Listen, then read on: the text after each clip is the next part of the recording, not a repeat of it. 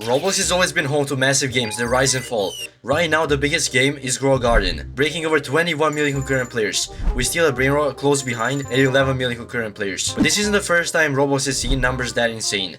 Games you might remember like Dead Rails, Fish, Bladeball, and even Allstar Tower Defense once dominated the front page, pulling billions of visits and over a million concurrent players at their peak. So what happened? How did these once massive games shrink to just 15k players, or in some cases barely even 100? Trust me, it's not just a coincidence. Some games collapse after being bought out by big studios, but for others, the downfall is far less obvious. Let's start with Bladeball. If you don't know what Bladeball is, picture this. You've got a weapon, you've got abilities, and the whole server gets thrown into intermission. When the game starts, there's this ball flying around, and it comes towards you. You better time your click perfectly to deflect it to someone else. Then they deflect it back, and it keeps getting faster and faster until someone messes up and gets obliterated. Now, here's the thing about Bladeball, and this is where I'm gonna be brutally honest. This game literally copied deflect mechanics, and deflect itself was inspired by Genji Ball in Overwatch, which was inspired by Pyro Dodgeball. So we're looking at a copy of a copy of a copy. But you know what? Sometimes copies can be better than the original, right? Well, not in this case. The community became absolutely toxic.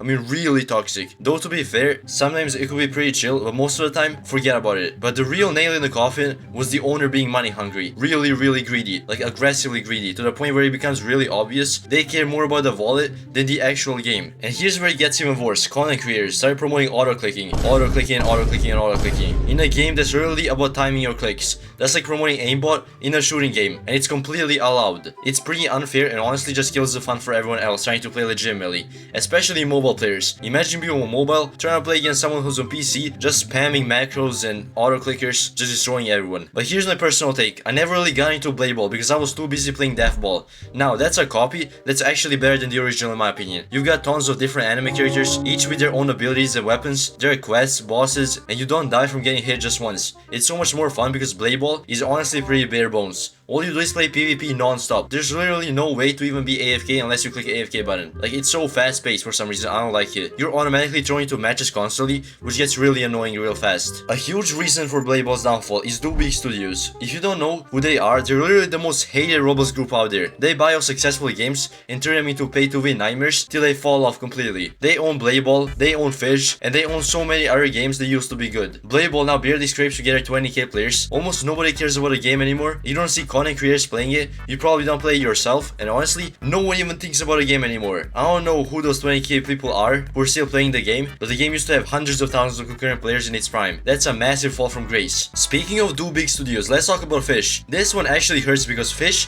was genuinely a really fun RNG game that had minimal pay-to-win elements. The concept was simple but engaging. You fish for rare types of fish, grind for better fishing rods, they give you more luck and make it easier to catch fish. What made Fish special was the minigame you had to do whenever you fished. This was actually brilliant game design because it meant you couldn't just AFK non-stop like in Souls RNG and every other game. You had to stay engaged 24/7. There were different islands and places that gave you different fish, which added exploration and variety to the gameplay loop. For an RNG type game, it was so much better than Souls RNG because it wasn't fully AFK. Most importantly, it had no pay-to-win mechanics and no microtransactions trying to empty your pockets at every turn. It was just a solid, fun game that respected your time and wallet. The game peaked around 800,000 players and consistently made about 500,000. Those are insane numbers that most Roblox games would kill for. But then Do Big Studios found out about the game pretty early on and decided to buy it out. And that's when Fish underwent what I like to call Do Big Studioization. Suddenly, everywhere you went in the game, it was asking you to buy something outrageous. Like, no one needs this, bro. The devs stopped caring about meaningful updates. All they did was add bigger, rarer fish and better rods that requires insane amounts of grinding to obtain. The gap between new players and pros became absolutely massive. The inflation in the game economy went completely insane. No new players wants to join when they see the leaderboard filled with people who have trillions of whatever currency, knowing it's going to take them an impossible amount of time to even come close to catching up. The devs just kept building off whatever was popular at the moment and making everything harder and harder until there was literally no incentive for new players to start playing. Getting to max roll level and rare fish became virtually impossible for casual players. Now, Fish barely maintains 15k players, while a new game called Fish It, probably inspired by Fish's success, easily pulls 40k players. The student became the master and the original fell off completely.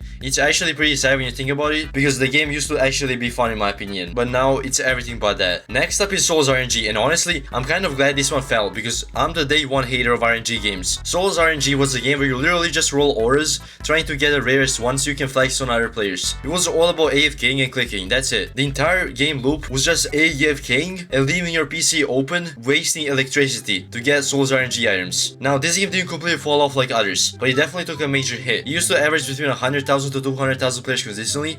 Now it constantly sits around 30k players, which is still decent, but that's a significant drop in my opinion. The thing is, Souls RNG never really became overly paid to win like the others. The real issue was that it was completely RNG based, and let's be honest, it was never actually fun for anyone. It was more of a trend than a game. People played it because everyone else was playing it, not because the gameplay was engaging and you actually wanted to AFK 24/7 for no reason. The trend is now over. Everyone's moved on to steal a brain rot and grow a garden. RNG games just aren't as big as ever before, and honestly, I'm glad it's like that. I genuinely don't understand why people used to like those games. You're literally just standing there, clicking a button, hoping for a good RNG pull. Like, where's the skill? There is no strategy. There is no actual gameplay at all. All you're doing is wasting electricity, watching YouTube, and just doing nothing. And here's my prediction. Steal a brain rot and grow a garden are going to face the same fate eventually. These turn-based games always do. People get bored of them, move on to next shiny things, and suddenly what was pulling 20 million players at a time is struggling to hit 10 or 100,000. Now here's where it gets interesting. Dead Rails. This game is fascinating because its downfall is completely different from the others. Dead Rails used to be absolutely massive. At one point, it was consistently pulling 1.2 million concurrent players, and this was before Grow a Garden and Steal a Brain Rot even existed. Now, the game barely gets 40k players, but here's the kicker. The reason isn't obvious at all. The game never got sold to two big studios, it was never paid to win at all, the developers never stopped updating it, there was no major controversy or scandal. So what happened? Dead Rails is a pretty simple concept inspired by a dusty trip. You queue up with friends to drive a train from Mexico to the US. As you drive your train, you loot towns and villages for coal to fuel your train and weapons to fight off zombies and other mobs you encounter along the way, like werewolves. It sounds fun, right? And it was. The problem with Dead Rails has to do with the game itself, even though you might think it's really replayable, because every run is different. Since you loot different villages to fight different mobs, that actually limits the game's replayability in a weird way. Here's why. Every single game takes so much dedication, both in time and skill. You have to dedicate at least an hour for a successful run, and after that hour of intense focus, most people don't want to immediately jump into another hour-long session. It's mentally exhausting. This is exactly where Grow a Garden and Steal a Brain Rot come in. When those games exploded in popularity, Dead Rails started hemorrhaging players. Why? Because everyone would rather play a game that's very easy, doesn't require an hour-long commitment for a single session, and allows them to watch YouTube while AFKing. Dead Rails fell victim to the modern gaming attention span. People don't want games that require sustained focus and time commitment anymore. They want instant gratification, easy gameplay, and the ability to multitask. Dead Rails was actually a good game that suffered because it demanded too much from its players, in an era where players' attention spans are getting shorter and shorter. Like an average game of Roblox is build a plane, build a poop. Like, I don't even know at this point. It's honestly pretty sad because Dead Rails was genuinely well made and engaging, but in today's Roblox landscape, being a good game isn't enough if you can't compete with the instant dopamine hits that trend games provide. Next up is a game that used to be absolutely massive, Allstar Tower Defense. This game has 15 billion visits. Let it sink in. To put it into perspective, Grow a Garden has about 30 billion visits. So Allstar Tower Defense was pulling half the visits of the current biggest game of Roblox. That's insane. Allstar Tower Defense is an anime tower defense game that's been around for years, from 2020 onwards. This game casually averaged 50,000 to 100,000 concurrent players consistently. It wasn't just popular for a few months, it was the most popular anime tower defense game for years. But suddenly at the end of 2024, it saw a massive decline. The reason? The rise of better anime tower defense games like Anime Defenders and Anime Vanguard. Allstar Tower Defense started delaying updates way too much, and the player base got tired of waiting. The game was also losing its visual appeal. It just looked old compared to these newer, shinier tower defense games. Graphics and UI matter more than people think, especially when you're competing against games that look significantly more modern. But here's the funniest part. They started collaborating with rappers and have rapper characters in the game next to anime characters. I'm pretty sure they had like Ice Spice as a character. Like, what? Who thought this was a good idea? You got Goku and Naruto fighting alongside Ice Spice? It was so random and out of place that it felt like a desperate cash grab. The game now barely gets 1,000 players. I think it might actually be abandoned at this point, and of course, they made a new game called Allstar Tower Defense X. I absolutely hate this Roblox trend where developers just add random letters or numbers at the end of their game titles. Like Pet Simulator became Pet Simulator X, then Pet Simulator 99. Like, bro, just make a good sequel with a proper name. It doesn't have to be the same thing reused. Honestly, I hate tower defense games now. They're all the same to me. I've played way too many of them and I'm not touching another one. They all follow the same formula. Place towers, upgrade towers, watch enemies walk by, repeat. There's no innovation anymore. And the characters are the same. Like, I don't know why people come back to these tower defense games like they're investing something brand new. It's literally the same thing. Now, I saved the absolutely freakiest downfall for last. Meep City. This game was absolutely massive, and I'll be honest, I don't even know what it was really about. All I know is that iconic phrase, "Ain't no party like a Meep City party." From what I understand, Meep City fell off hard once they removed those disco party places where Robloxians did, let's just say, questionable activities, like in every Roblox bathroom simulator game. And speaking of those, by the way, when I'm making this video, Roblox banned all of them, finally. Meep City was supposed to be a roleplay game, I think, but it became known for all the wrong reasons. The party areas became infamous for inappropriate content that definitely shouldn't be allowed on a platform aimed at kids. When Roblox started cracking down on this stuff and the game had to remove these areas,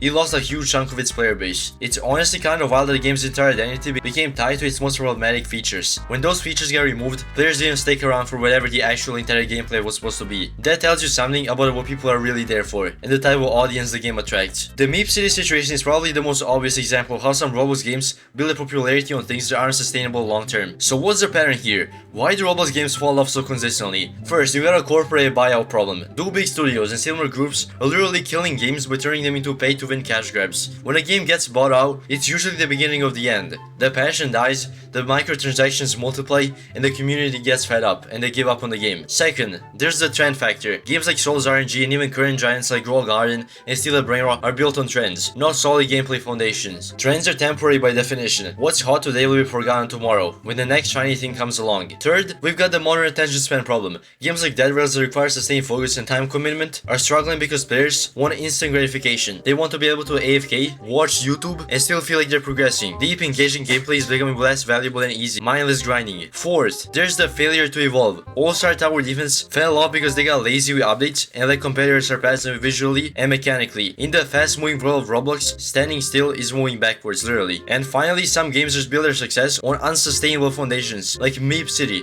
Where it's inappropriate content that was always going to get shut down eventually. Here's my prediction. Even the current kings of Roblox, Grow Garden, with its 21 million players, and Steal a Brainrot with its 11 million players, will eventually face the same fate. They're trend-based games that rely heavily on AFK mechanics and instant gratification. When the next big trend hits, or when players get bored of the repetitive gameplay loops, these games will join the graveyard of former Roblox giants. The cycle will continue. New games will rise, hit massive numbers, and then slowly fade into obscurity as the next generation of games takes their place. The real winners in this space will be games that build sustainable, engaging gameplay loops without relying on trends, and continue to innovate over time. But those games are rare, and they're definitely not the ones pulling 20 million concurrent players right now. So next time you see a Roblox game absolutely dominating the front page, just remember, they all fall eventually. The question isn't if, it's when, and what will take their place.